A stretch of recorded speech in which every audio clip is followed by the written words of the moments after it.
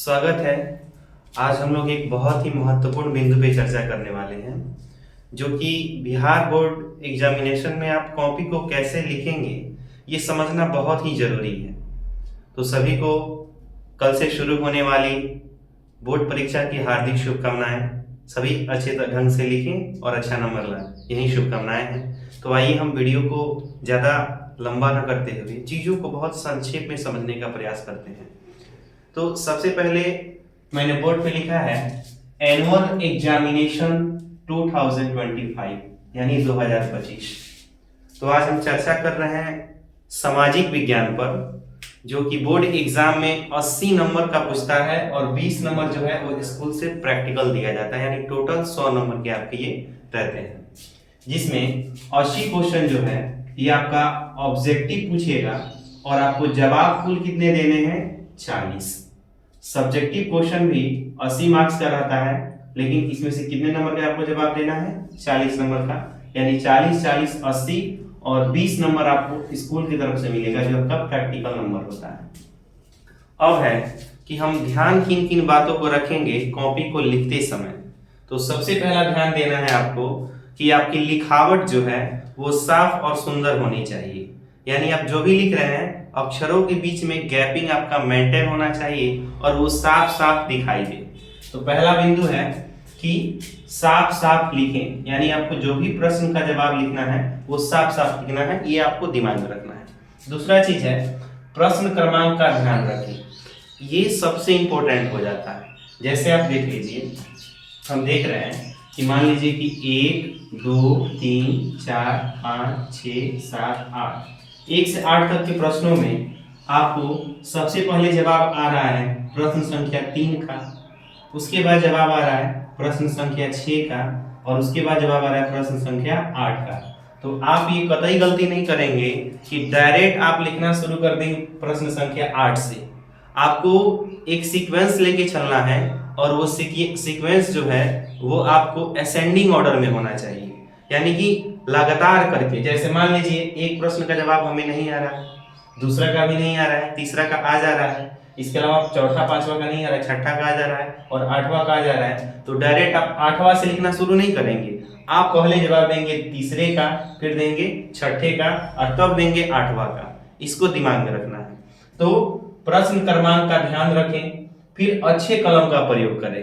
अब अलग अलग टीचर इसके लिए अलग अलग सजेशन देता है लोग, लेकिन मेरा मानना है कि आप शुरू से जिस कलम से लिखते आ रहे हैं और बेहतरीन ढंग से लिख लेते हैं, उससे बेहतर कलम आपके लिए कोई हो ही नहीं सकता। इसलिए आप अन्य किसी भी कलम का चूज नहीं करें। आप जो जिससे अच्छे से आप लिख लेते हैं, आपकी हैंड राइटिंग जिससे सुंदर हो जाती है, आप उस कलम का यूज करेंगे। OMR शीट भरने के लिए आप अलग कलम लेंगे, बोल्ड पेन थोड़ा उस टाइप का आता है जो अच्छे से भर दिया जाता है उसी से। तो कलम आप स्वयं अपने ऊपर निर्भर करता है कि आप कैसे कलम का इस्तेमाल करते हैं जिससे आप बेहतर लिख सकें। तीसरी बात, हर प्रश्न के उत्तर देने के बाद एक लाइन खींचें, यानी आपको क्या करना है कि प्रश्न का जब जवाब देना है तो उसके नीचे एक लाइन खींच देना है, एक बॉर्डर टाइप का नीचे खींच देना है, ताकि एग्जामिनर को कॉपी आपकी अच्छी दिखाई दे। ठीक है, तो तीसरी काम आपकी ये हो गई, चौथी काम ये हो गई।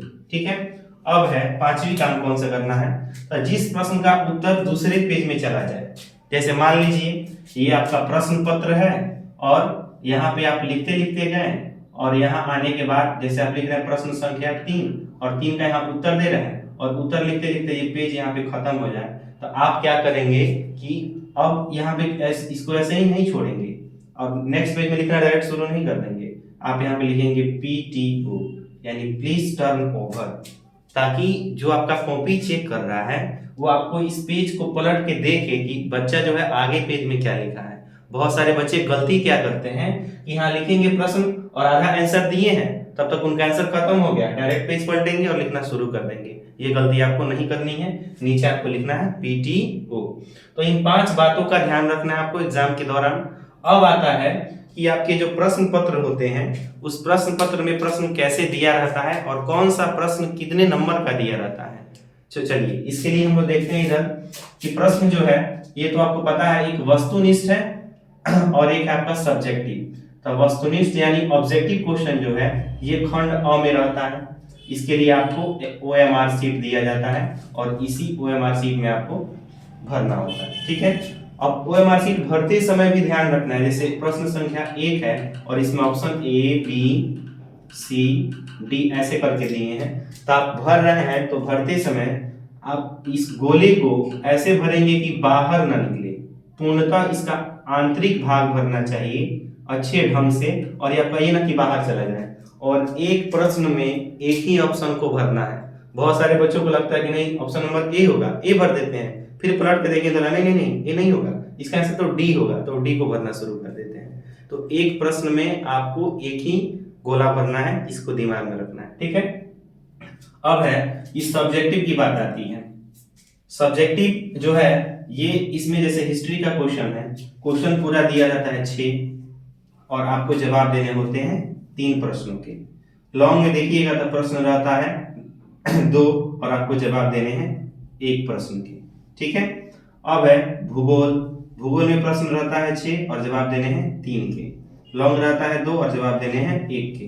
ठीक, आपदा प्रबंधन में क्वेश्चन जो है वो आपके रहते हैं 4 और जवाब देने होते हैं 2 के।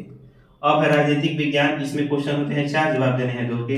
इसी तरह इकोनॉमिक्स में भी होता है। अब ये आता है कि सबसे बड़ा मुद्दा होता है एग्जामिनेशन में टाइम को पकड़ पाना।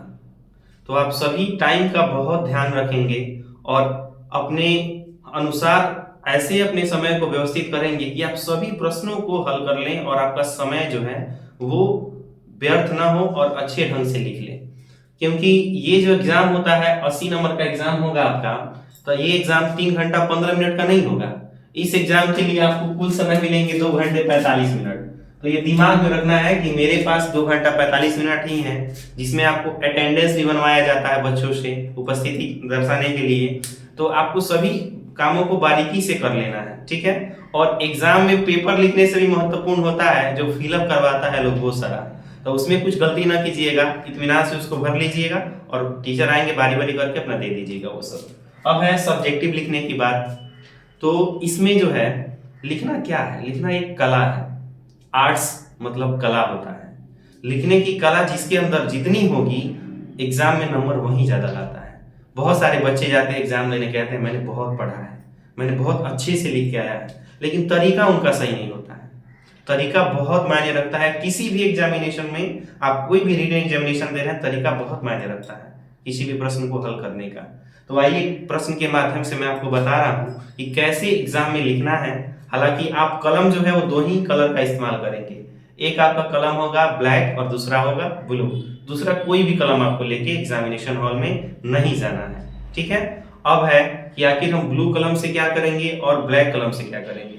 तो जो भी आपके हाईलाइटेड पॉइंट हैं आप उन्हें ब्लैक कलम से लिखेंगे, ब्लैक कलम से, और आंसर देते समय आप ब्लू कलम का इस्तेमाल करेंगे। जैसे कि प्रश्न मैं आपको बता रहा हूँ, ज्योग्राफी का इंपॉर्टेंट क्वेश्चन है, इसको हम लोग थोड़ा देखते हैं।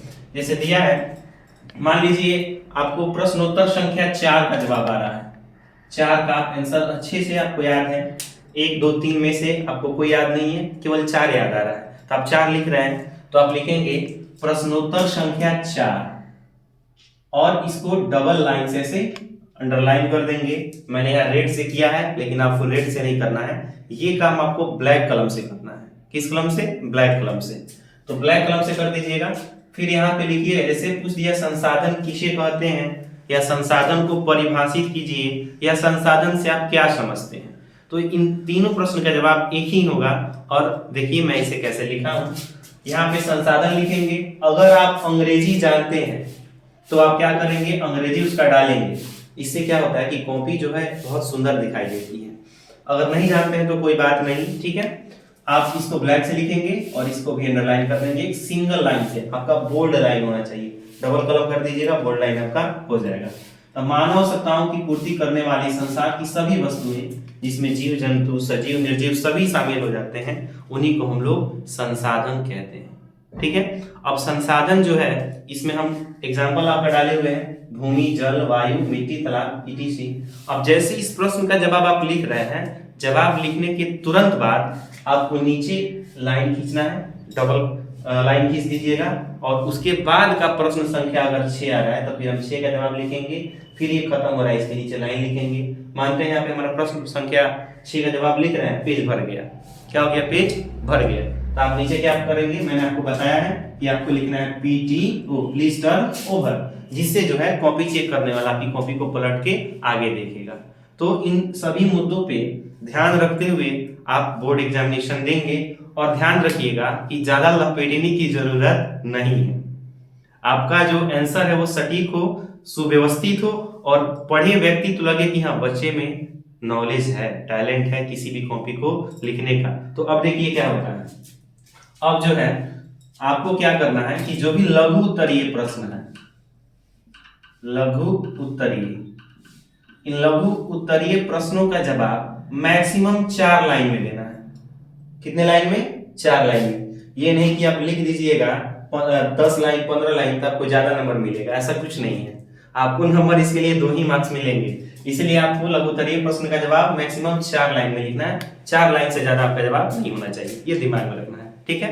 अब आता है कि दीर्घ उत्तरीय प्रश्न का उत्तर कितने पेज में दें हम। तो जहां दीर्घ उत्तरीय यानी लॉन्ग टाइप क्वेश्चन की बात करेगा, तो दीर्घ उत्तरीय प्रश्नों का उत्तर आप देंगे 1.5 पेज यानी 1.5 पेज। कितना पेज? 1.5 पेज। अगर और आपके पास थोड़ा सा एक्स्ट्रा नॉलेज बच रहा है तो आप 2 पेज का इस्तेमाल कर सकते हैं। मैक्सिमम 2 पेज में आपको लॉन्ग क्वेश्चन का जवाब देना है, इससे अधिक नहीं करना है। क्योंकि देखिए अब ये 4-4 नंबर का पूछता है लॉन्ग क्वेश्चन, ये 2-2 नंबर का पूछेगा। अब हम लोग को करना क्या है कि दिमाग में रखना है कि इसका जवाब हमें देना है 4 लाइन में लघु उत्तरीय का, और दीर्घ उत्तरीय का देना है 1.5 पेज या 2 पेज। सभी छात्रों को एक बार पुनः कल से शुरू होने वाली परीक्षा की हार्दिक शुभकामनाएं। हम आपके साथ हमेशा थे, हमेशा रहेंगे, और उम्मीद करते हैं कि आप अच्छे ढंग से जवाब लिख करके आएंगे और हमारा नाम, अपने माता पिता का नाम और संस्था का नाम रोशन करेंगे। बहुत बहुत धन्यवाद।